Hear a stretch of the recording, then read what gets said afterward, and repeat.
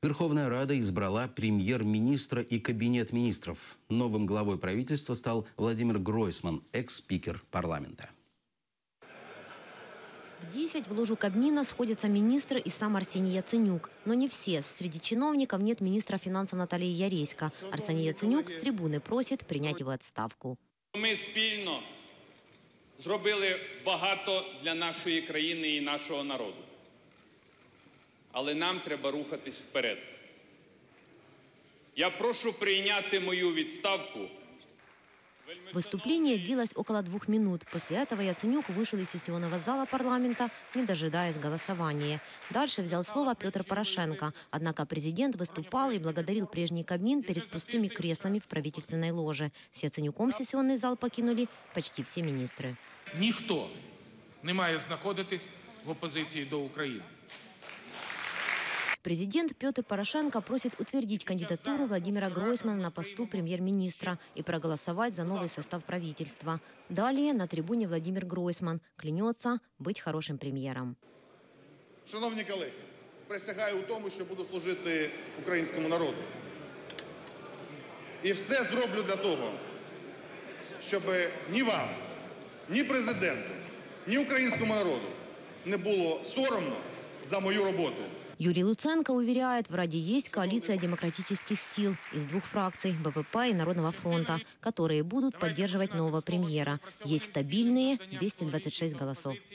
Внесення кандидатури нового прем'єра коаліцією фракцій, які мають більше 226. І така чисельність у 2 фракцій БПП і Народний фронт є.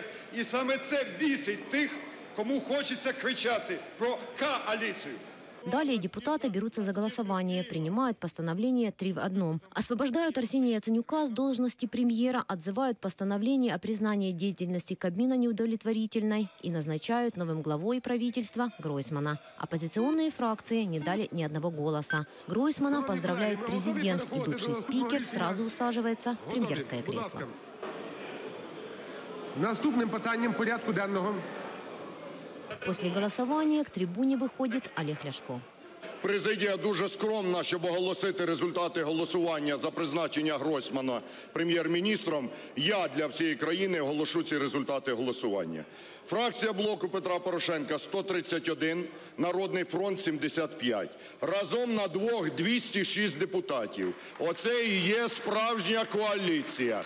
Прем'єр-міністр Гройсман обраний в результаті змови з олігархами, з недобитками партії регіонів.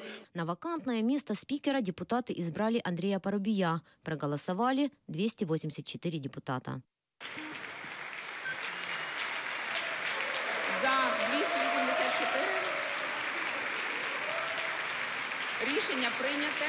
Вітаємо.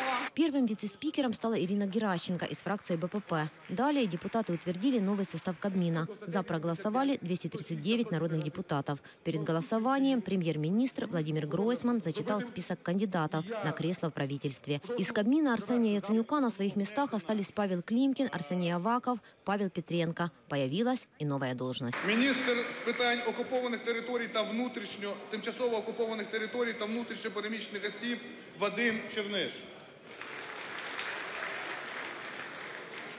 Во время представления своей программы Гройсман пообещал в течение 1 месяца показать четкую программу действий до конца года. Однако одобрили ее депутаты лишь с 3-й попытки. Наталья Калинка, Эльдар Исматов, Заман, АТР.